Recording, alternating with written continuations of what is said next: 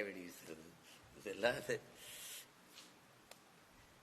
குண்டு மலைகளுக்கு இடையிலேயே பயணம் பண்ணி போய் எங்கள் தலைவரை சந்திச்சுட்டு வந்தாங்க. நான் அது ஒன்றும் இல்லை, அது நான் ஏன் வீட்டில் இல்லாத போதான் வந்து வந்து வீசுறேன்றாங்க. சும்மா இது ஒரு அச்சுறுத்துறோன்னு நினச்சிக்கிட்டு செய்கிறாங்க. நாங்கள் 5 ஆளுகள் மாதிரி தெரியுதா? அதெல்லாம் விடுங்க, அது ஒரு வேடிக்கையான நிகழ்ச்சியாக நினச்சிக்கிடுங்க. வேற ஏதாவது கேள்வி? சார், நாம் தமிழர் கட்சியிலிருந்து முன்பு வந்து பார்த்தீங்கன்னா ஒரு சிலர் வந்து கருத்து வேறுபாடுனால வந்து வெளியே போனதில் உண்டு, பட் பரவாயில்ல பேசப்பட்டதில்லை. இப்போ நடிகர் விஜய் வந்து கட்சி தொடர்றதுக்கு பிறகு வந்து நிறைய மாவட்ட செயலர் வந்து தொடர்ச்சியாக கட்சியோட வெளியே போயிட்டே இருக்கிறாங்க. இது ஒரு பின்னடைவாக பார்க்குறீங்களா? உங்களோட கருத்து? அப்படிலாம் இல்லை. தம்பி விஜய் கட்சி தொடங்குறதுக்கு முன்னாடி இருந்தே நிறைய பேர் போயிருக்காங்க. கட்சினா சிலர் வர்றது சேர்றது போகிறது இதெல்லாம் வழக்கமாக நடக்கிறது தான். நீங்கள் என் கட்சியில் சில பேர் சேர்றது சில பேர் வெளியேறதுனால நாட்டுக்கு மக்களுக்கு ஏதாவது பிரச்சனை இருக்காது. அப்படி ஒன்றும் இல்லை. இதை விட்டுட்டு வேற ஏதாவது கேள்வி, நல்ல கேள்வியே கேள்வி. மும்மொழி கொள்கையை பொறுத்தவரையில் இன்று கூட வந்து இந்தி திணிப்புக்கு எதிராக மாவட்ட தலைநகரில் திமுக சார்பில் போராட்டம் நடந்துட்டு. ஆனால் பெரும்பாலான பகுதிகளில் திமுக நடத்தக்கூடிய பள்ளிகள் வந்து சர்வதேச பள்ளிகளில் மும்மொழி இருக்குது. அதுக்கான விஷயம் நிறைய இருக்குது. ஒரு புறம் இது மாதிரியான விஷயங்களும், ஒரு புறம் போராட்டமாக இது போன்ற விஷயங்களும் மேற்கொள்றது எப்படி சார்? அது போராட்டம் நடத்தல, நாடகம் நடத்துது. நான் 60 ஆண்டுகளாக இந்த நாடகத்தை நடத்திட்டு தான் இருக்கு. நமக்கு உங்களுக்கு இந்தி எதிர்ப்புங்கிறதுலாம் வெற்று வார்த்தை. தேர்தல் நேரத்தில் அவங்க நடத்துகிற ஒரு நாடகம், ஒரு வெற்று முழக்கம். உளமாற இந்தி திணிப்பை எதிர்க்கிறவங்களா இருந்தால் எப்போவோ தடுத்து நிறுத்திருக்கலாம். பல ஆண்டுகள் மேலே ஆட்சியிலே இருந்தவங்க அவங்க இந்திய ஒன்றிய அரசில். ரெண்டாவது, இந்த இன்னைக்கு நேரத்தில் இல்லையே, இந்த காங்கிரஸ் கட்சியோட கூட்டணி வச்சிருக்காங்கல்ல. இப்போ இந்தி திணிப்பில் கட்டாய இந்தியில் காங்கிரஸின் நிலைப்பாடு என்ன? இவங்க கூட்டணி வச்சிருக்கிறாங்க கம்யூனிஸ்ட் கட்சிகளோட. வட இந்திய தொழிலாளர்களுக்கு அவங்க பயிற்சி கொடுக்குறாங்க. கோயம்புத்தூரில் கம்யூனிஸ்ட் கட்சி, குறிப்பாக சிபிஎம், அந்த கட்சி வந்து இந்தியில் தான் அவங்களுக்கு வட இந்திய தொழிலாளர்களுக்கு சங்கம் வச்சு அவங்களுக்கு பயிற்சி கொடுக்குது. இந்தியில் தான் பேசுது. இதே திமுக சவுகார்பேட்டையில் வந்து பல ஆண்டுகளாக வாழ்கிறாங்க வட இந்தியர்கள். அவங்க நல்லா தமிழ் பேச வரும். தமிழ்ல பேசி வாக்கு கேட்கலாம்ல, அப்புறம் ஹிந்தியில் பேசி வாக்கு கேட்டாங்க. இந்தியில் எதுக்கு சோறு ஒட்டி ஓட்டினாங்க? ஈரோடு கிழக்கில் கூட இந்தியில் சோறு ஒட்டி ஒட்டி கேட்குறாங்க. இது எப்படி இந்தி எதிர்ப்பு?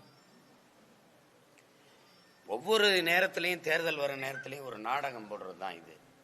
இப்போ மும்மொழிங்கிறது போது எம்மொழி எங்கங்கிற கேள்வி ஒவ்வொருத்தருக்கும் எழணும். தெலுங்கருக்கு எழணும், கன்னடருக்கு எழணும், மலையாளிக்கு எழணும், பீகாரிக்கு எழணும், பஞ்சாபியருக்கு எழணும். எம்மொழி படிக்க வாய்ப்பு இல்லாத போது இப்ப இருமொழி கொள்கைங்கிறதே இங்கே இவங்க எப்படி வந்துருக்காங்களா? தனியார் பள்ளிகள் எல்லாம் இந்தி இங்கிலீஷ்னு தான் வந்துருக்குது. இங்கிலீஷு ஹிந்தின்னு. தமிழ் எங்க இருக்குது? என் தாய்மொழியே படிக்க வாய்ப்பில்லாத ஒரு சூழலை கொண்டு வந்துட்டு, தமிழ் எழுத படிக்க தெரியாத, குறிப்பா பேசவே தெரியல. ஏன்னா நிறைய நம்ம வந்து ஆங்கில சொற்களை கலந்து பேசுவது, ஒரு புதிதா ஒரு மொழியை உருவாக்கிட்டோம். என் மொழி வந்து தமிழ் வந்து இயற்கையின் மொழி. ஒரு உட்கார்ந்து 4 அறிஞர்கள் உட்கார்ந்து உருவாக்குனது இல்லை. அதனாலதான் இறைவனின் மொழி இயற்கையின் மொழின்னு சொல்றோம். இப்ப அந்த மாதிரி ஒரு மொழியை சிதைத்து அழிய விட்டுட்டாங்க. கண்ணு முன்னாடி சிதைஞ்சு அழிஞ்சிருச்சு.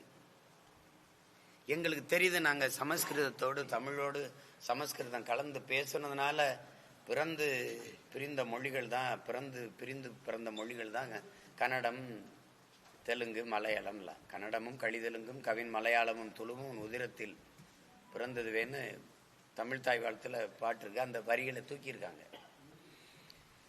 இப்ப அதுல இப்ப கண்ணு முன்னாடி நாங்க சரி 90 விழுக்காடு ஆங்கிலம் கலந்து பேசுறோம். ஒரு புது மொழியை நாங்க என்ன செய்யறோன்னே தெரியாம உருவாக்கிட்டோம். தமிழ் படிப்பது வந்து பயனற்றது, அது வாழ்க்கைக்கு உதவாது, அது வேலை வாய்ப்பு தராது, அது எதுக்கு? அது அதான் வீட்டில் தான் எல்லாரும் தான் தமிழ் பேசுகிறோமே அப்படின்னு ஒரு இதை கொண்டு வந்து ஆங்கிலம் படிக்கிறதா அறிவுன்னு ஒரு பொது புத்தியில் அதை கொண்டு வந்து அதை நிறுவிட்டாங்க. அதனால் தமிழ் படிக்க வாய்ப்பு இல்லாமல் போயிட்டது. தாய்மொழி அழிஞ்சிருச்சு. இப்போ இந்த சூழ்நிலை புதிதாக இன்னொரு இந்திய படி மும்மொழி கொள்கையில இந்தின்னு நாங்க சொல்லலையேங்கிறாங்க. ஆனா பேசுகிற தலைவர்கள்லாம் கும்மிடி பூண்டியை தாண்டினா ஹிந்தி இல்லாம எப்படி நீங்க தேநீர் கூட குடிக்க முடியாது, ஒரு கழிவறை கூட போக முடியாது, பானிபூரி கூட திங்க முடியாது.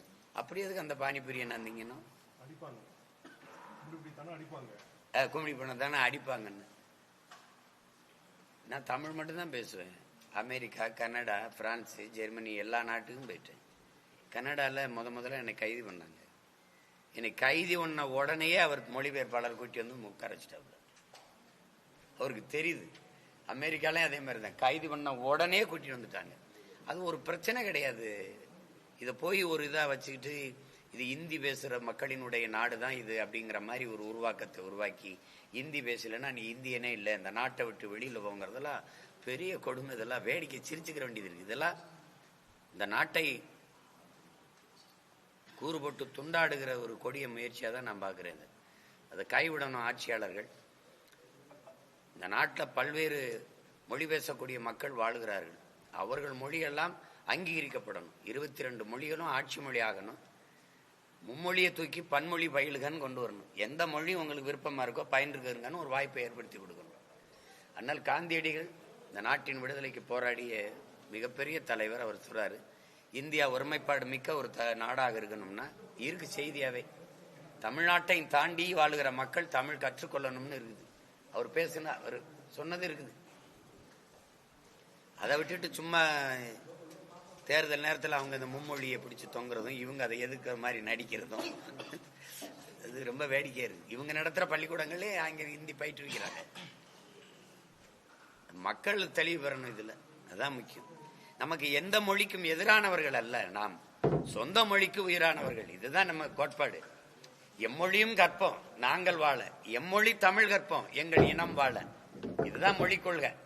எனக்கு மட்டும் இல்ல, உலகத்தில் இருக்க எல்லா மொழிகளுக்குமே கொள்கை மொழி தெலுங்கருக்கோ கன்னடருக்கோ மலையாளிக்கோ அல்லது துளுவருக்கோ அல்லது பஞ்சாபியருக்கோ கொள்கை மொழி அவர் தாய்மொழியா தான் இருக்கணும்.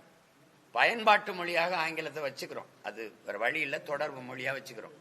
விரும்பினால் எம்மொழியும் கற்போம். அதுல ஹிந்தி கற்கிறதுல என்ன எங்களுக்கு இருக்குது? இல்ல சமஸ்கிருதம் கற்கிறனா கூட எங்க பிள்ளைகள் விரும்பினா கத்துக்கிறதுல எங்களுக்கு ஒண்ணும் இல்லையே. பயன் இருக்கு, தேவை இருக்குன்னா கத்துக்கிற வேண்டியதானே.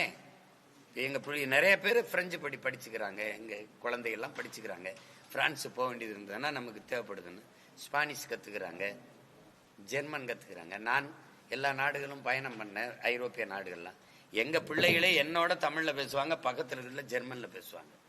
எங்க பிள்ளைகளே என்னோட தமிழ்ல பேசுவாங்க, அவங்களுக்குள்ள பேசும்போது கூட பிரெஞ்சில் பேசிக்குவாங்க. நான் அப்ப கூட சொன்னேன், நீங்க நம்மளுக்குள்ள பேசும்போது தமிழ்ல பேசுங்கன்னு சொன்னேன். அந்த மாதிரி மொழி கற்றுக்கொள்ள முடியாது. தாய்மொழியில் நல்ல ஆற்றல், நல்ல புலமை இருக்கும் பட்சத்தில் உலகில் எம்மொழியும் எளிதாக கற்கலாம். இதுதான் விதி, இயற்கையின் இருக்கிற விதி, எல்லாருக்கும் தெரியும். இப்ப நம்மளுடைய தமிழ் அறிவியலின் பெருமைமிகு அடையாளங்களாக இருக்கிற நம்ம ஐயா அப்துல் கலாம் அவர்கள் தமிழ் வழியில படிச்சவங்க. அப்ப ஐயா மயில்சாமி அண்ணாதுரை என்ன சொல்றாங்க, தொடக்க கல்வி முதல் ஆராய்ச்சி கல்வி வரை தமிழே கற்பிக்கலாம். நீங்க உலகம் பூரா இருக்க ஆய்வு செய்யுங்களே, நோபல் பரிசு பெற்ற எல்லா பேரறிஞர்களையும் பாருங்களே, தாய்மொழியில் கற்றவர்கள் தான். எல்லா நாடுகளும், படைக்கிற எல்லா நாடுகளும் தாய்மொழியில் தான் கல்வி கற்றிருக்கு. பயன்படுத்துற நம் நாடு தான் என்ன மொழியில கற்கிறதுன்னு தெரியாம அல்லாடிக்கிட்டு இருக்கு. எல்லாம் மேடினா இருக்கு, என் நாடு மட்டும் மேக்கினா இருக்கு. என்ன தயாரிக்கிறீங்க நீங்க? கொசுவத்தி, ஊதுவத்தி, சாம்பிராணி, சூடம், வேற ஏதாவது தயாரிக்கிறீங்களா? டாஸ்மார்க், குவார்டர், பீர், பிராண்டி, இதை தவிர வேற ஏதாவது தயாரிக்கிறீங்களா? சொல்லுங்க. போர் கப்பல் எங்க வாங்குறீங்க? போர் விமானம் எங்க வாங்குறீங்க? பீரங்கி எங்க வாங்குறீங்க? என்ன கேள்வி கேட்டு அமைதியா இருக்கீங்க? சொல்லுங்க. என்ன என்ன நீங்க கண்டுபிடிக்கிறீங்க சொல்லுங்க. ஓட்டு போடுறீங்கள பெட்டி, அதையாவது நீங்க தயாரிக்கிறீங்களா?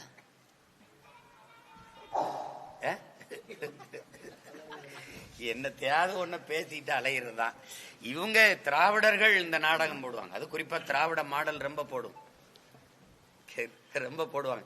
ஏன் எங்க ஐயா போய் ஹிந்தியில எழுதி வச்சு படிச்சதெல்லாம் இருக்கே, போட அனுப்பவா உங்களுக்கு? எங்க மேற்குவங்கத்திலும் எங்க பேசியிருக்காரு நினைக்கிறேன். எங்க ஒரு மாநாட்டில் போய் ஹிந்தியில பேசுறாரு. எங்க ஐயா காமராஜர் போய் வட இந்தியால போய் தமிழ்ல பேசுறாரு. எல்லாரும் கைதட்டுறான். இந்த பக்கத்துல ஒருத்தர் கேட்கிறாரு, என்ன பேசுறாரு, உங்களுக்கு என்ன புரியுது, எதுக்கு கைதட்டுறீங்கன்னு. அதுக்கு அவன் சொல்லியிருக்கான், என்னமோ பேசுறாரு, ஆனா எங்களுக்காக பேசுறாருன்னு தெரியுதுன்னு கை தட்டிதான். உண்மையிலே நடந்தது. ஏதோ பேசுறாரு, ஆனா எங்களுக்காக பேசுறாருன்னு தெரியுது அப்படின்னு. அது மாதிரி அது ஒரு பிரச்சனையா கொண்டு வரக்கூடாது. இதெல்லாம் விரும்பினால் கற்கிறாங்க. இப்ப யார் தமிழ்நாட்டில் இந்தி கற்கலைன்னு சொல்லுங்க, எல்லாம் கற்றுக்கிட்டு தான் இருக்காங்க. தேவை கருதி. கட்டாயம்ங்கிறத ஏற்க முடியாது. அதை ஏற்க முடியாது. அது இவங்க இந்த நாடக கம்பெனி இருக்கிறவரை அது நடக்கும். என்னை மாதிரி ஒருத்தன் ஏறி உட்காந்துட்டா கும்மிடி பூண்டியை தாண்டினா தானே சொல்றாங்க, நீங்க நுழைஞ்சாலே தமிழ் தெரியணும். எப்படி அது எப்படி இருக்கு? அவன் சொல்றத பாருங்களேன். பானிபூரிய டேய் இங்க வாடா, பானிபூரி விற்க வர்றவன் கத்துக்கிட்டு வர மாட்டானா? கழிவறை எப்படி போவான்னு போய் நின்னாலே காசை கொடுத்தா திறந்து விட்டுருவான். அது இந்தியில பேசினா தான் திறப்பானா? ஏன்னா ஹிந்தி படிச்சுட்டு தான் அவனால வாழ்ந்துட்டு இருக்கோமா? இதெல்லாம் ஒரு அடிப்படை இல்லாத ஒரு, அதுவும் பெரிய பெரிய அறிஞர்கள் பேசுறதுதான் வேடிக்கை இருக்கு. பெரிய பெரிய தலைவர்கள் இந்தி படிக்காம நீங்க எப்படி தேநீர் கூட குடிக்க முடியாது அப்படின்னு. சரி, ஏதோ அவங்க அதிகாரத்தில் இருக்கிறாங்க, அவங்க திணிக்கிறாங்க. இங்க அதிகாரத்தில் இருக்கிறாங்க, நடிக்கிறாங்க. நாங்க எப்படியாவது எங்க மொழியை காப்பாற்ற துடிக்கிறோம். இவ்வளவுதான் நடந்துகிட்டு இருக்கு. வேற ஏதாவது மும்மொழி கொள்கை பற்றின புரிதல் முதல்ல பாஜகவினருக்கே இல்லைன்னு நினைக்கிறீங்களா? ஏன்னா மூணாவது மொழி அவங்களுக்கு மொழியை பத்தியே புரிதல் கிடையாது. அப்புறம் மும்மொழி முதல்ல இந்திங்கிறது எப்ப உருவாச்சு? இந்தியில வட இந்தியால எல்லாருமே இந்தி தான் பேசுறாங்கல்ல. சொல்லுங்க. கர்நாடகால மகாராஷ்டிரால இருந்து வந்த பேருந்துல அந்த நடத்துனர் கன்னடத்துல பேசுறேன்னு தானே பேருந்து அடிச்சு நொறுக்குனா. நான் நாகரிகங்கிறது ஆகப்பெரிய ஜனநாயகவாதினால நொறுக்காம இருக்கேன். அவ்வளவுதானே. அவன் நொறுக்கிட்டான். மகாராஷ்டிரால சட்டசபையில் இந்தியில உறுதிமொழி எடுக்க முடியுமா? உங்களுக்கு தெரியுமா? ஒரு பாட்டு வெளியீட்டு விழாவில் அம்மையார் அமிதாப் பச்சனுடைய மனைவி அம்மையார் ஜெயபாதிரி பச்சன் அவங்க இந்தியில பேசிட்டாங்கன்ட்டு மகாராஷ்டிரால படத்தையே ஓட விடாம பண்ணிட்டாங்க. நீ எப்படி இந்தியில பேசுவ, மராட்டியத்தில் பேசல? சும்மா ஏதாவது இவங்க அதிகாரம் இருக்கிறதுனால அவங்க பேசிட்டு இருக்கிறாங்க. 500 ஆண்டுகளை கூட தொடாத இந்திய எல்லாரும் படின்னு. இது இந்த நாடு இந்தியாங்கிற நாடு உருவாகும் போது இந்தி பேசுற நாடா தான் இருந்ததா? அது சொல்லுங்க. வரலாறு அப்படி இருந்ததா? தேவையில்லாத வேலை. நீங்க எல்லா நாடுகளையும் பயணிக்கிறீங்க. நாட்டின் பிரதம அமைச்சர் போறாரு, குடியரசுத் தலைவர் போறாங்க, பெரும் தலைவர்லாம் போறாங்க. சின்ன சின்ன நாடுகள்லாம் பல மொழிகள் ஆட்சி மொழியா இருக்கு. சிங்கப்பூர்ல தமிழ் ஆட்சி மொழியா இருக்கு. எங்க பிள்ளைகள் அங்க தமிழ் ஆசிரியரா இருக்காங்க, படிப்பிக்கிறாங்க. டென்மார்க்ல எங்கள் தாய்மொழி அழிஞ்சு விடக்கூடாது, நாங்க இவ்வளவுக்கு ஏதிலிகளா போயிருக்கோம், அகதிகளா போயிருக்கோம். உங்கள் தாய்மொழி அழிந்தால் உங்கள் இனம் அழிந்து விடும், உங்கள் பிள்ளைகளுக்கு உங்கள் தாய்மொழியை பயிற்றுவீங்கன்னு 32 பள்ளிக்கூடத்தை தொடங்கி டென்மார்க் அரசு எங்களுக்கு கொடுத்து எங்கள் பிள்ளைகளுக்கு தமிழ் படிப்பிக்கிற ஆசிரியர்களுக்கு அது சம்பளம் கொடுக்குது. இப்ப எது ஏன் நாடுன்னு எனக்கு சந்தேகமா இருக்குது. இங்க தமிழ் படிக்க வாய்ப்பே கிடையாது. படிச்சா மதிக்கிறதே கிடையாது. தமிழ்ல பேசிட்டா முட்டிக்கால் போடணும், தண்டம் கட்டணும், அம்மா அப்பா குட்டி வரணும். 3ஆம் வகுப்பு குழந்தைக்கு ஹிந்தி தெரியலன்னு வகுப்பை விட்டு வெளியேற்றிருக்காங்க. கேட்டா ஹிந்தி படிங்கன்னு நாங்க ஒன்னும் சொல்லலையே அப்படின்னு. எதையோ படிச்சுக்கிறேன் போ. அப்ப உனக்கு என்ன? ஒரே கேள்விதான். எம்மொழி படிக்கவே வாய்ப்பில்லாத போது அந்த நிலையை உருவாக்கிட்டு மும்மொழின்னு பேசும்போது அந்த மும்மொழியில் அது ஏன் எம்மொழியாக இல்லைங்கிற கேள்வி எங்களுக்கு எழுது. அதுக்கு பதில் சொல்லுங்க. மொழி, எந்த மொழியை கற்கணும், எந்த மொழியை படிக்கணும், எந்த மொழியை நான் தேர்வு செஞ்சுக்கணுங்கிறது எனக்கான சுதந்திரம். அந்த சுதந்திரம் கூட இல்லாத நாடு சுதந்திர நாடா எப்படி இருக்கும்?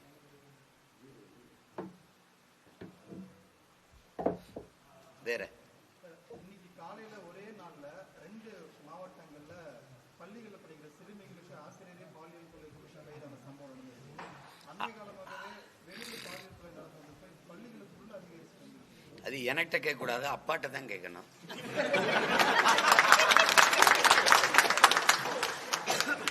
அப்பான்னு வார்த்தையில போட்டு என்ன இருக்குது சொல்லுங்க. இதுவரைக்கும் இந்த மாதிரி செய்திகளை நீங்க கேள்விப்பட்டீங்கன்னா 2 தான் வெளியில தெரிஞ்சிருக்கு. அந்த நாடங்களும் இந்த மாதிரி கொடுங்கொன்மை நடந்துகிட்டே இருக்கு, தொடர்ச்சியா நடக்குது. பிள்ளைகளை பள்ளிக்கூடத்துக்கு அனுப்ப முடியல, பல்கலைக்கழகங்களுக்கு அனுப்ப முடியல, கல்லூரிக்கு அனுப்ப முடியல, தொடர் வண்டியில பயணம் பண்ண முடியல, பேருந்துல முடியல, தானியில போக முடியல, அதான் ஆட்டோல போக முடியல. இது எப்படி ஆயிடுச்சுன்னா ஒரு போதைகளின் நிலம் ஆயிடுச்சு. இது ஒரு அறம் சார்ந்த, ஒரு ஒழுக்கம் சார்ந்த நாடாக இருந்த, ஒரு நீதி சார்ந்த நாடாக இருந்த இந்த நிலம் முழுக்க போதைகளின் களமாக நிலமாக மாறிடுச்சு. இது திரவ வழி இல்லை, மாத்திரை வடிவா, அஞ்சல் தலை வடிவில், பல்வேறு வடிவில் இது போதைகள் வந்து அந்த இன்சுவை கட்டி இருக்கிற சாக்லேட், அது மாதிரி பள்ளிக்கூடத்து கல்லூரி வளாகங்களுக்கு முன்னாடி அந்த இதில் என்னுடைய தங்கைகள் தம்பிகள் ஆசிரியராக இருக்கிற பள்ளிக்கூடங்களில் எல்லா பிள்ளைகளுமே அந்த சாக்லேட்டை பயன்படுத்தி வந்து மயக்கத்திலே உட்கார்ந்து இருக்குதுங்க. ஒன்றும் சொல்ல முடியல. பெற்றோர்கள்ட்ட கண்டிச்சா பிள்ளைகளை, ஏன் பிள்ளையை கண்டிக்க நீங்க யாருன்னு பெற்றோர்கள் கேட்கிற அளவுக்கு இருக்குதான் சூழல். இது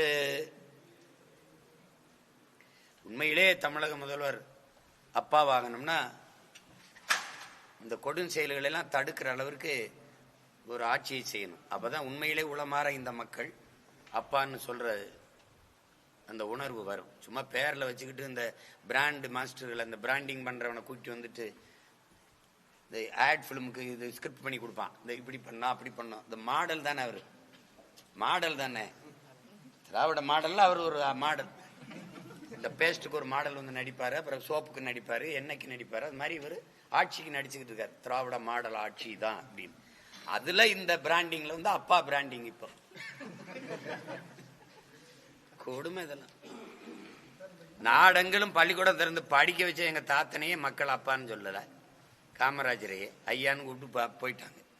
நாடெங்கிலும் கடையை திறந்து குடிக்க வச்சவங்களை அப்பா அப்பான்னு கும்பிடுனா மயக்கத்துல அப்பா தலை சுத்துது அப்பா அப்படிதான் சொல்ல முடியும். வேற என்ன சொல்ல முடியும் சொல்லுங்க. மும்மொழி கொள்கை விவகாரத்துல மாநில அரசு வந்து மத்திய அரசு கிட்ட ஈகோ பாக்குது, இதனால மக்கள் தான் பாதிக்கிறாங்க. தமிழ் செய்தி காலியை சொல்லுங்க. இங்க என்ன ஈகோ? அது எங்க அம்மா தமிழ் இசை சொல்றதா வேடிக்கையா இருக்கு. பேரு தமிழ் இசைன்னு வச்சுட்டு,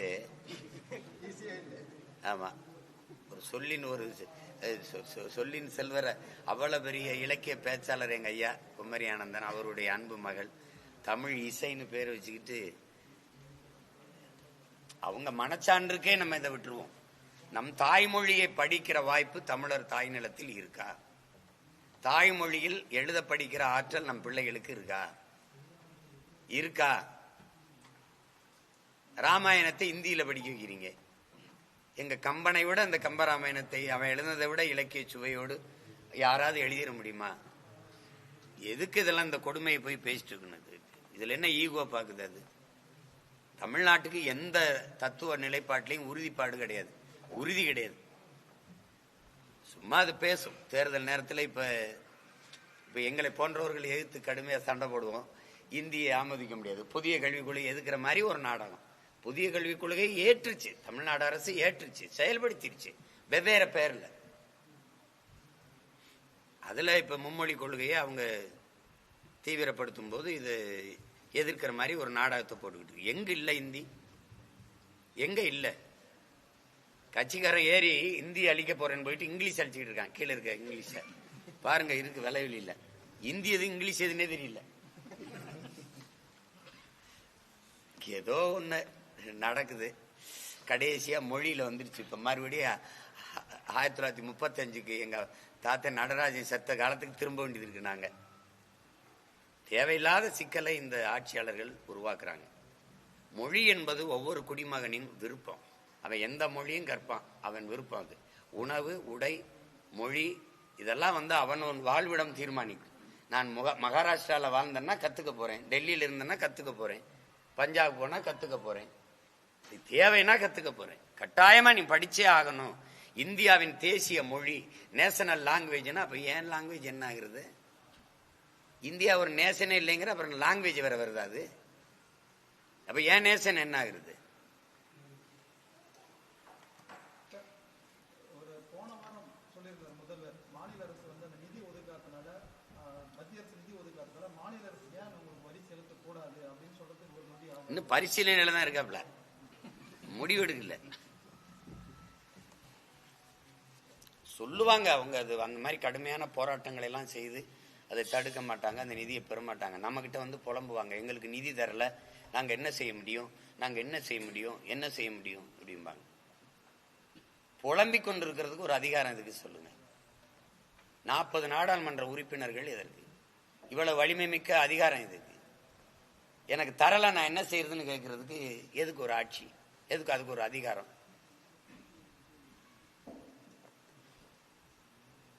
அது பீகாரால பெற முடியுது, உங்களால ஏன் பெற முடியல?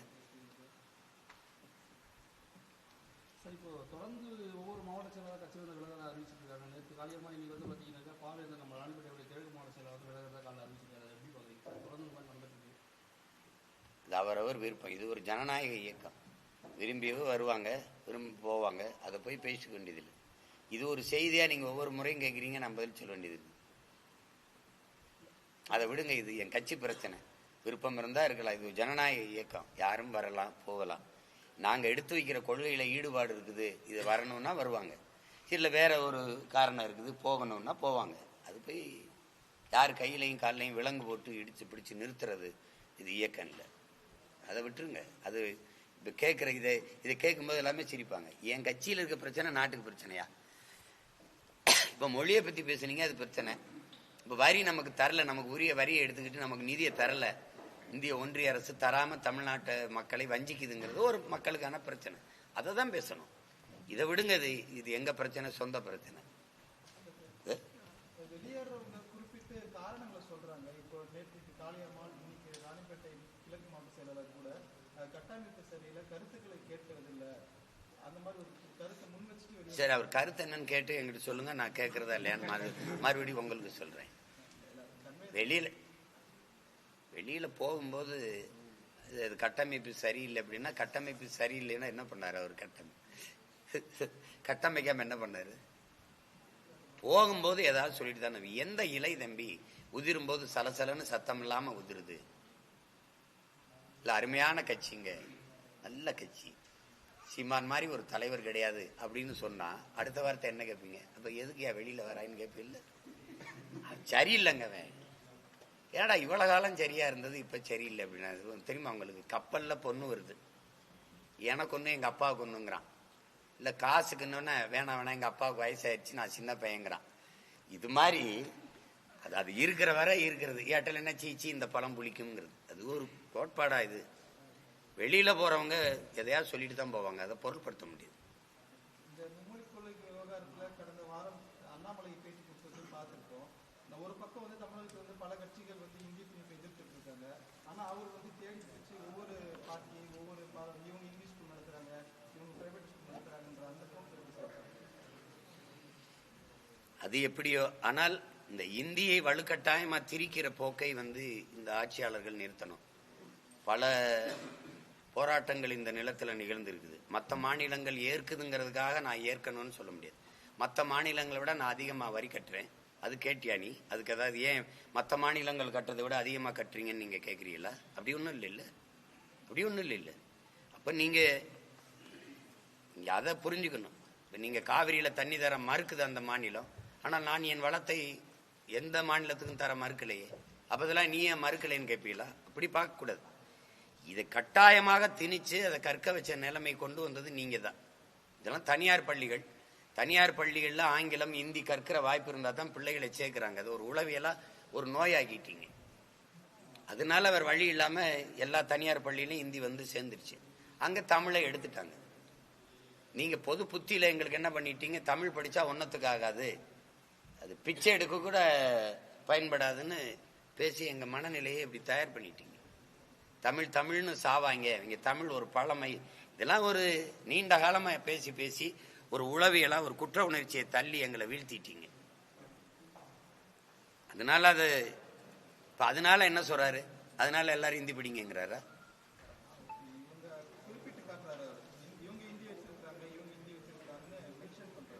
அவங்க வச்சிருக்கிறாங்க, நாங்க வேணான்றோம்.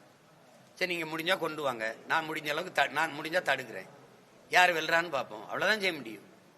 அவர் தான் சொல்றாரு, நீங்க எல்லாரும் ஒன்னா இருங்க, இந்தி வேணுங்கிறவங்க நாங்க வந்து கொண்டு வரணும், கொண்டு வந்து காட்டு. மற்ற கட்சிகளை விடுங்க, மற்ற கட்சி கூட்டணி வைக்குது, அந்த கட்சி வந்து திராவிட கட்சிகள், அதுல என்னை தாண்டி நீ திணிச்சிருன்னு பாப்போம்ன்ற. நீ என்னை தாண்டி கொண்டாந்து திணிச்சிரு. அதிகாரத்தில் இருக்கிறனால தானே நீங்க ஆடுறீங்க. இந்த அதிகாரம் என் மொழியை காக்க துடிக்கல, அது நடிக்குது. இவர்களோடு சேர்ந்து என் மொழியை அழித்ததுல திராவிட கட்சிகளுக்கு பெரும்பங்கு உண்டு. அதனால இது நடிக்கும்.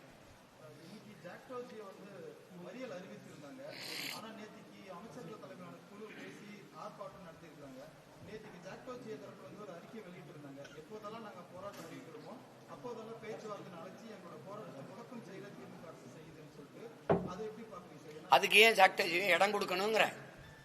உங்களுக்கு பயிற்சி இருக்குல்ல, அனுபவம் இருக்குல்ல.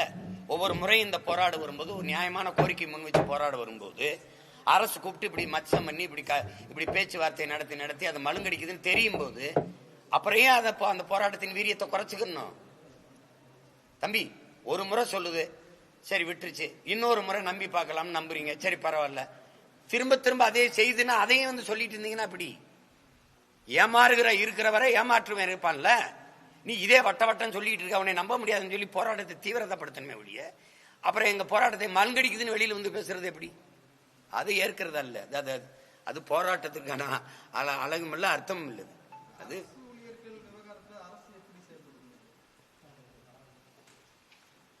அரசு ஊழியர்கள் தினந்தோறும் ஒவ்வொரு கோரிக்கையை வச்சு போராட வேண்டிய அவசியம் இருக்கிற அளவுக்கு செயல்படுது.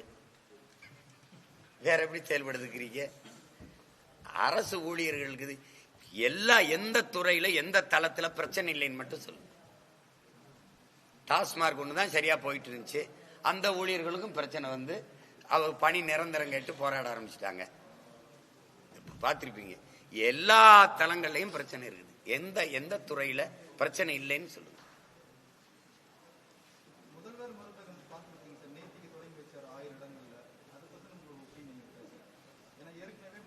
அது தேவைப்படுது. ஏன்னா இப்ப இந்த பக்கத்துல சாராயம் குடிக்கிறோம், தலை வலிக்குது, காய்ச்சல் வலிக்குது, பிரச்சனை வருதுன்னா இப்ப இந்த பக்கத்துல மாத்திரை கடை இருக்கிறது சரிதானே? எங்களை என்னதான் பண்ண தெரியும் சொல்லுங்க. நான் ஒருத்தர் சிக்கனு எல்லா கேள்வியும் என்கிட்டே கேட்டுக்கிறீங்க. நானு சலிக்காம இந்த என் பங்காளி வடிவேல் சொன்னாம அவன் என்ன அடிச்சாலும் தாங்குவாயா அப்படிங்கிற மாதிரி குடும்பதான் தம்பி. இதெல்லாம் இவ்வளவு காலம் கழிச்சு மருந்தகம், மக்கள் மருந்தகம், முதல்வர் மருந்தகம் ஒன்ன பண்ணிட்டு இருக்கிறதா தம்பி. அதுக்கு ஒரு பல 100 கோடிகளை என்ன தரம் இருக்கும்? என்ன தரம் இருக்கும் சொல்லுங்க? என்ன தரம் இருக்கும்? ரேஷன் கடையில அரிசி போடுறிய, எத்தனை பேர் உங்க வீட்டுல வாங்கி சமைக்கிறீ? அதை ரேஷன் கடையில அரிசி வாங்கி சாப்பிட்ட காமராஜரா நீங்களா? முதலமைச்சரா இருக்கும்போது வாங்கி சாப்பிட்ட ஒரு தலைவரா நீங்கள்லாம்? எதையோ ஒண்ணு அந்த மருந்தகத்துல போய் நாங்க மருந்து வாங்கி சாப்பிட்டு தேர்தல் வரும்போது இந்த மாதிரியான திட்டங்கள் சொல்றது மக்கள் மருந்தகம் சொல்லுவோம், இல்லை தேடி கல்வியை கொண்டு போவோம், இப்படி ஒவ்வொன்னா செய்வோம் அப்படின்னு ஒரு கவர்ச்சிகரமா ஒன்னொன்னையும் செய்யறது தான். அதனால பயன் என்ன வரும்னு கடைசியா தான் பார்க்கணும். மக்களுக்கு பயனுள்ள திட்டங்களை கொண்டு வரதுல சுணக்கம் காட்டுறாங்க. ஏன்னா இந்த கேள்வி கேட்டதுக்கு காரணம் இன்னொரு மக்கள் மருத்துவம் இருக்குது, அது 50% டிஸ்கவுண்ட் தான் கொடுக்குறாங்க. அதுக்கு போட்டியை கொண்டு வரதை காட்டல இன்னொரு பயனுள்ள திட்டத்தை அதை பயன்படுத்தலாமான்ற மாதிரி கேட்டு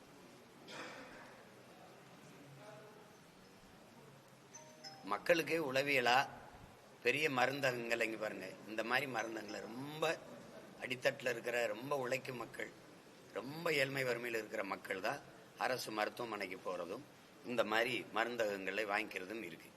உங்களுக்கு தெரியுது நினைக்கிறேன். மற்றதெல்லாம் மிகப்பெரிய மருத்துவமனைகள், அந்த மருத்துவமனைகள் வளாகத்திலே இருக்கிற மருந்தகங்களே மருந்துகளை பெற்றுக்கிறதா இருக்கு. இது மக்கள்கிட்ட இருந்து வாக்கை பறிக்கிறதுக்கான, மக்களின் நலன் சார்ந்த திட்டம் போல காட்டி வாக்கை பறிக்கிறதுக்கான ஒரு செயல் திட்டம் தானே ஒழிய உண்மையிலேயே மக்கள் நலன் சார்ந்த திட்டம் இல்லை. என்னையை பொறுத்த வரைக்கும் நோயை உருவாக்கிட்டு பிறகு மருந்து கொடுக்குறேன், மாத்திரை கொடுக்கறது இல்லாம நோய் இல்லாத ஒரு சமூகத்தை உருவாக்குவது அது எப்படின்னு பார்க்கணும். எதன் பொருட்டு நோய்கள் வருது? விளங்குதுல? அதை நோக்கிதான் நீங்க நகர்த்தணும். அதை நோக்கி தூய குடிநீர் கிடைக்க, சுவாசிக்க நல்ல காற்று கிடைக்க, நஞ்சில்லாத உணவு கிடைக்க, அதை தானே பார்க்கணும். நீங்க நாடையே குப்பமேடாக்கிட்டு கொசு கடிக்குது, டெங்கு வருதுன்னா இது மாதிரி ஒரு பைத்தியக்காரத்தனம் எதுவும் இல்லை. நீங்க அதை நோக்கித்தான் போகணும். நீங்க வந்ததுக்கு பிறகு வருமுன் காப்போம்ன்றீங்க. நோய் நாடி முதல் நாடின்னு நம்ம அப்ப இருந்து நம்ம மறை போதிக்குது. நீங்க முதல்ல நீங்க இந்த இந்த இந்த இதுகெல்லாம் நடக்கிறதுக்கான காரணம் என்னன்னு பார்த்தா அதை களையிறதுதான் சரியான தீர்வா இருக்க முடியுமே ஒழிய உயிரோடு இருக்கும்போது சாப்பாடு தராம செத்த பிறகு பால் ஊத்தி பயன் இருக்கு. பசிக்கு சோறு போடாம செத்த பிறகு அவனுக்கு பால் ஊத்தி பயன் இருக்கு. அது மாதிரி அந்த காரணிகளை கண்டுபிடித்து அதை களையணும். அதை விட்டுட்டு நோய்க்கு நான் மருந்து தரேன், மாத்திரை தரேன். சரி, இவ்வளவு காலமா யாருக்கும் நோய் இல்லையா? 6 மாசத்துல தேர்தல் வரப்போகும்போதுதான் நோய் வருதா? தம்பி, நான் உங்களுக்கு கேள்வி கேட்கிறேன். அண்ணே சொல்லுங்க. ஆட்சிக்கு வந்து ரொம்ப நாளா இருக்குது நோய், இப்ப மட்டும் இந்த மருந்தகம் தேவைப்படுதா? இதுக்கு முன்னாடி எல்லாம் நோய் யாருக்கு இல்லையா தம்பி?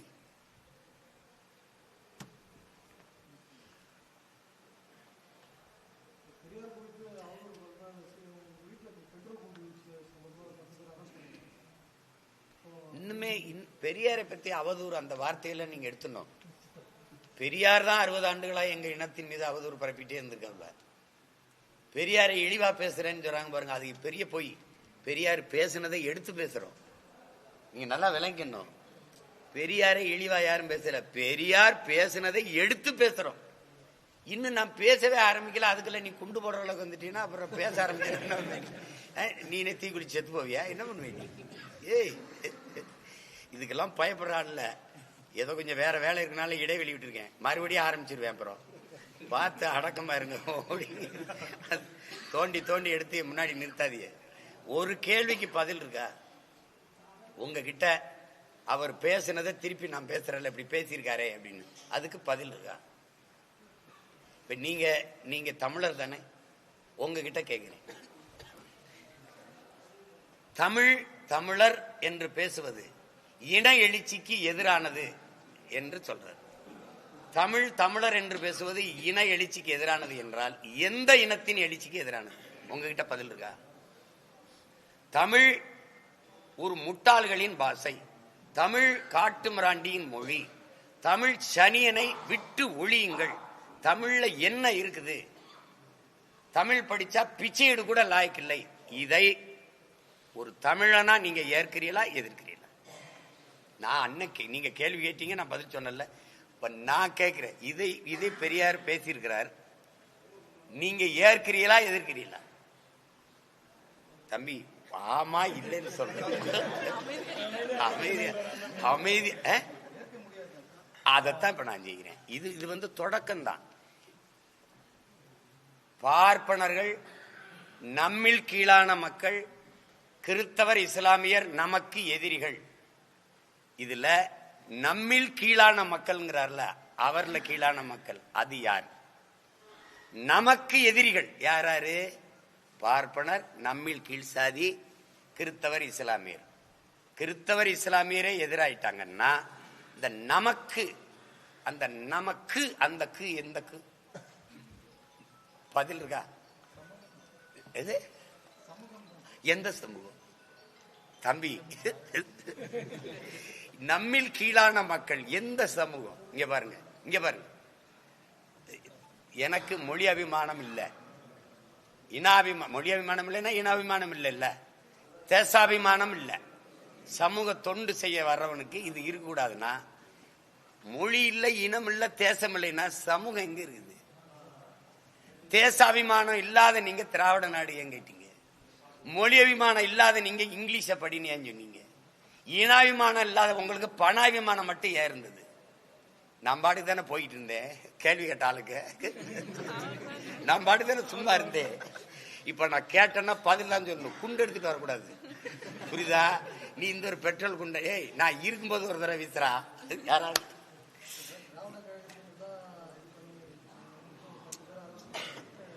சரி விடுங்க, அதெல்லாம் சும்மா. 2026 தேர்தல் நோக்கி பல கட்சிகள் அதுக்கான வேகத்தை முன்னெடுத்துட்டாங்க.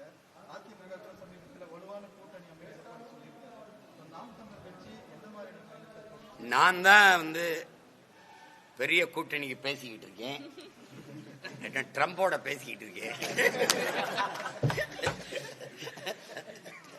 தம்பி, ரொம்ப முன்னாடியே வேலையை ஆரம்பிச்சு போயிட்டு இருக்கப்ப அந்த வேலை தான் இப்ப இங்க சந்திப்பு. இப்ப வேலூர், கிருஷ்ணகிரி, தருமபுரி, சேலம், ஒரு 5 நாள் பயணம் சுத்திட்டே இருப்பேன். அது மற்றவங்க கூட்டணி முடிவு பண்றது, எங்களுக்கு அது கவலையும் இல்லை, அது ஒன்றும் இல்லை. அது வேட்பாளர் எப்ப சார் அறிவிக்கும்? வேட்பாளர் இந்த 2 வேட்பாளர் என் பக்கத்தில் இருக்காங்க பாரு, 2 தங்கச்சிங்க. அது அப்ப தேர்தல் சின்ன வந்த உடனே ஆரம்பிச்சு போவேன். இப்ப இன்னும் நாள் இருக்கு. தொகுதியோட சொல்லிட்டீங்க. நீ ஏன் ரொம்ப அவசரப்படுறிய? சொல்லிட்டீங்க, எந்த தொகுதி சொல்லுங்க. பக்கத்தில் நீ என்ன ராணிப்பேட்டையா? நீ என்னடா? ஆம்பூர். போதுமா? மறுபடியும் சொல்லுமா? கொஞ்சம் ரகசியம் வைங்க எல்லாத்தையும்.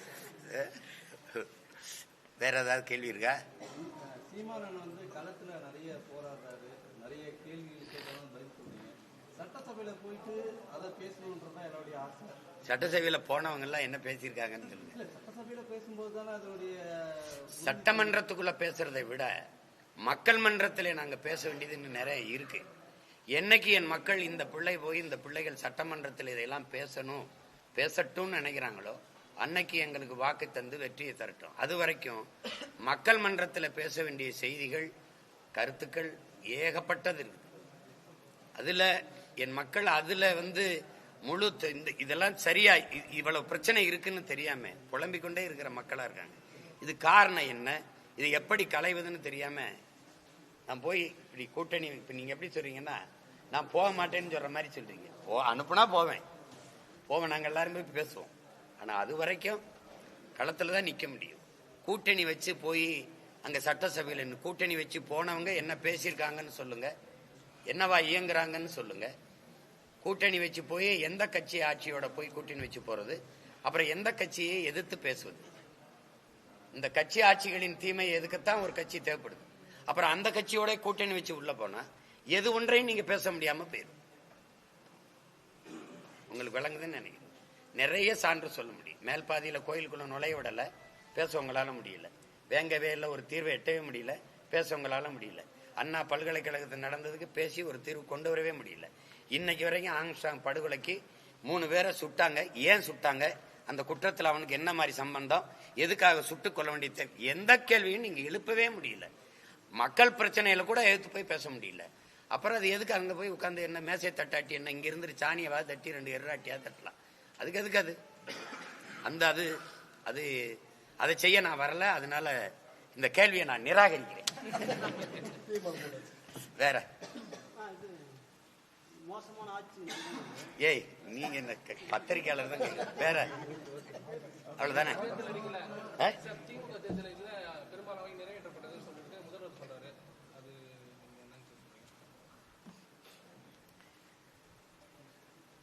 முதல்வர் தானே சொல்றாரு, மக்கள் சொல்ல இல்ல. ஒரு அம்மா அந்த காணொலியில பேசியிருக்காங்க, நீங்க பார்த்திருப்பீங்கன்னு நினைக்கிறேன். ஒரு திட்டம் 10 திட்டத்தையாவது அவங்க கூட 10 கேட்கிறாங்க, நான் 8 தான் கேட்கிறேன். எது ஒன்றை நிறைவேற்றிருக்காங்க? நீங்க மக்கள்ல ஒருவரா இருந்தா ஒண்ணு சொல்லுங்க, இது நிறைவேற்றிருக்காங்க. கூட்டுறவு கடன் தள்ளுபடி, நீட்டு எல்லாம் சொன்னாங்க. கேஸ் சிலிண்டருக்கு எரிகாற்று உருளைக்கு 100 ரூபாய் குறைக்கிறது, மின் கட்டணம் உயராது, மாதம் ஒரு தடவை அந்த கட்டணத்தை நாங்க கணக்கெடுப்போம்னு ரீடிங். அது இல்லை. சொத்து வரி உயராதுன்னாங்க, சொத்து வரி உயருது. இப்ப ஈரோடு தேர்தல், கிழக்கு தேர்தல் முடிஞ்ச உடனே 6 விழுக்காடு வரியை உயர்த்திருக்காரு, சொத்து மாநகராட்சி வரி ஈரோடுல. தேர்தலுக்கு முன்னாடி நேர்மையான துணி உள்ளவர் அந்த தேர்தலுக்கு முன்னாடியிலே தீர்க்கணும்.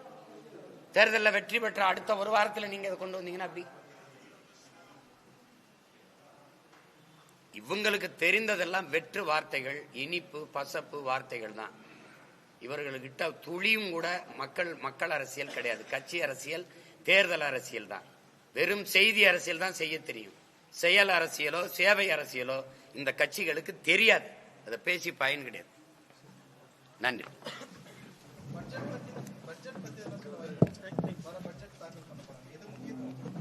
வரட்டும் பேச